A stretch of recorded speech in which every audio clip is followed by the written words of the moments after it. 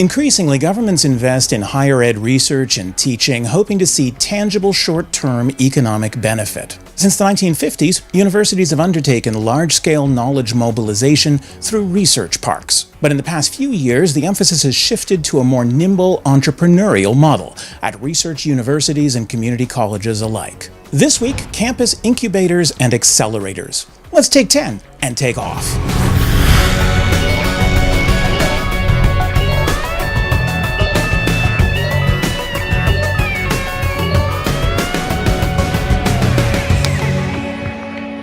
In many ways, academic culture is antithetical to entrepreneurship. Scientists and scholars are trained to conduct exhaustive background research and to examine everything in minute detail. Peer review and collegial governance depend upon consensus and can often act to discourage radical new ideas. Throughout our colleges and universities, faculty and staff operate in an environment with zero tolerance for error and live in fear of the dreaded CLM, the career-limiting move. Qualities associated with leading entrepreneurs are in fact distasteful to many intellectuals. Successful entrepreneurs are often shameless self-promoters. Sometimes it seems as though success in business requires little more than brute force, confidence, or even arrogance. Startup success often hinges on being first to market, not on achieving perfection. Cherished academic ideals like collegiality and transparency actually militate against keeping trade secrets from competitors. The core strengths of the academic tradition include a focus on credibility, caution, and certainty. Tony Wagner, author of The Global Achievement Gap, has observed that in many ways the culture of schooling as we know it is radically at odds with the culture of learning that could produce innovators. Of course, scientists and scholars advance the frontiers of human knowledge, but in many ways the process of research is the opposite of the process of innovation. Researchers take funding and transform it into knowledge. Innovators take that knowledge and transform it into revenue. It's been observed that American higher ed realizes a very small return on investment in R&D, spending almost $100 billion a year to realize a return of just $2 billion. Research universities usually transfer promising discoveries to the private sector for commercialization. Just last year, UBC made the most lucrative deal in its history, licensing a promising new treatment for drug-resistant prostate cancer to Roche Pharmaceuticals for more than $120 million. Of course, corporations have been partnering with university researchers since the mid-20th century. The world's first research park was established at Stanford University in 1951. Initially, it was an industrial park featuring tenants like GE and Lockheed. By the 1970s, it was home to some of the leading high-tech research facilities in the world, including the famed Xerox PARC, the Palo Alto Research Center. Stanford Research Park is often credited with being the catalyst behind the growth of Silicon Valley. It now encompasses 150 companies across 700 acres. 23,000 employees work there, and in 2015 alone, more than $27 billion worth of deals were done there. A particularly high-profile tech spin-off from Stanford was based on the work of two graduate students developing a search algorithm for the Stanford Digital Library project. Google is now one of the largest companies in the world. Stanford continues to hold patents on some Google technologies and sees revenues of millions of dollars a year. The 1980s were the heyday for the creation of new research parks, thanks to public policy that encouraged private sector investment in R&D and university tech transfer. Today, one of the largest university research parks in the world is the Research Triangle Park in North Carolina. RTP is co-located to serve Duke University, the University of North Carolina, and North Carolina State. 50,000 employees and 10,000 contractors work at RTP for major corporations like IBM, Cisco, and GlaxoSmithKline.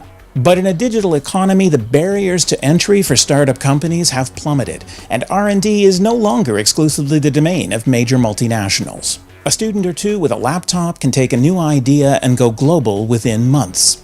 That's basically what happened in 2004, when Mark Zuckerberg and a couple of college roommates launched Facebook from a Harvard dorm room. That's probably what inspired the University of Waterloo to create a new incubator residence hall, Velocity. This dormcubator would try to provide all the necessary conditions to foster the launch of the next Facebook. It certainly appears to have worked.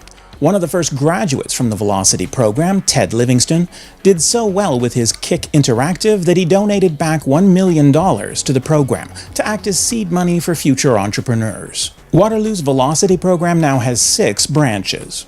We're here at the University of Waterloo Velocity Residence. It provides a safe environment for entrepreneurs to figure out whether or not they actually want to build a business. And many of our alumni have done just that. We had so many successful companies that were coming out of the residence that we wanted to give them a place to work full time. This is our 7,000 square foot incubator for students to really, give them a place to work on their businesses. Each of the different clusters of desks is actually a company in here, and the idea is that they each get their own individual space, but they're part of a much bigger community. And had a request for access to a lot of the material and content that was in our residence, and so we created Velocity Alpha, which enabled us to offer the programming to anybody in any faculty in any discipline to be able to share the insights and pieces that we learn each and every day in building startups. Our latest program is Velocity Science, where we wanted to give the opportunity to the best and brightest in the science faculty to have the equipment, resources, and mentorship they needed to be able to build their companies. We're actually building out a new facility called the Velocity Foundry to make sure that we can provide a space that's actually home built and custom built for hardware companies and life sciences companies so they can build their businesses where they have a lot of support and the facilities to do that. In 2011, the Velocity Fund was created. The idea behind the program is that we give away funding in 1K and 25K increments and giving away over $300,000 a year. And in return for this funding, we take absolutely nothing. No IP, no equity. We just want our teams to succeed. Over 70 companies have been established here at Velocity, including Kick, Pebble, Vidyard, Bufferbox, Thalmic Labs, and Mapped In, among many others. These companies have raised over $100 million in follow-on funding, and we're extremely proud of them.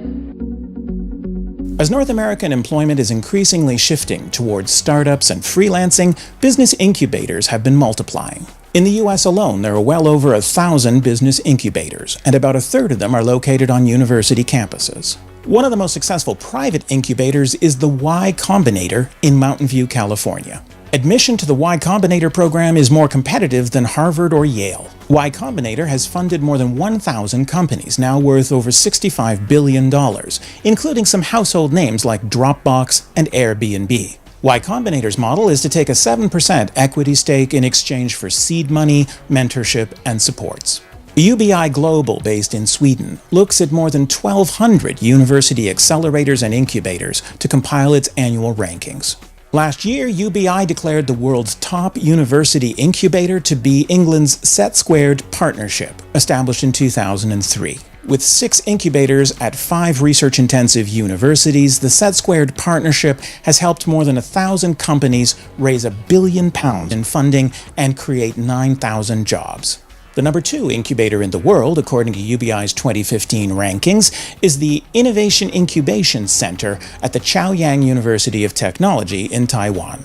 The top university incubator in North America, number 3 in the world, is the DMZ at Ryerson University. Originally established in 2010 as the Digital Media Zone, its name officially changed to the DMZ last year because so many of the incubating companies had little to do with digital media. The DMZ has launched more than 180 companies, creating 1,000 jobs and attracting more than $70 million in seed funding.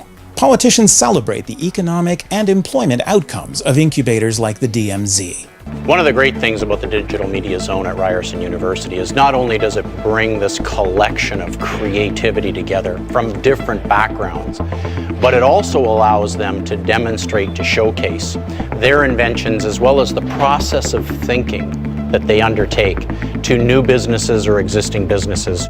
At the end of the day, that creates better quality jobs for Canadians. And by harnessing the innovative capacity of a nation, we all end up with a better quality of life. One of the challenges for innovation in Canada is that we don't have a strong culture of innovation. This is absolutely essential, and it points towards a transformation in higher education in our country.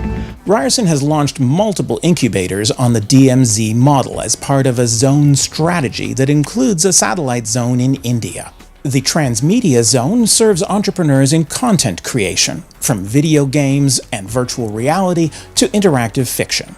Last spring, Ryerson launched the Legal Innovation Zone, dedicated to entrepreneurs who want to improve the legal system or legal services. But incubators aren't always about launching profitable businesses. Ryerson's Social Ventures Zone provides space and supports to social entrepreneurs and changemakers, particularly from the humanities and social sciences. In a recent episode, we looked at how colleges and universities are emphasizing experiential learning opportunities for students who are increasingly focused on work-integrated learning opportunities. Business incubators are just one approach to experiential learning, but they attract plenty of public and political attention because of their economic impact.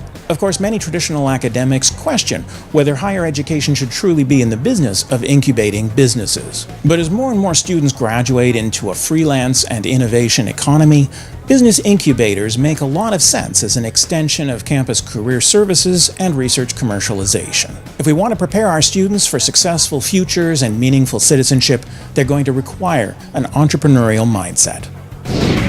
Thanks again for taking 10 with me. Next time, we'll return to classroom pedagogy with a look at a proven method to vastly increase student engagement. I don't think you'll want to miss it, so take a moment now to subscribe on iTunes, YouTube, or by email. Subscribers to the free email newsletter will continue to get exclusive early access to upcoming episodes. I hope to see you next time.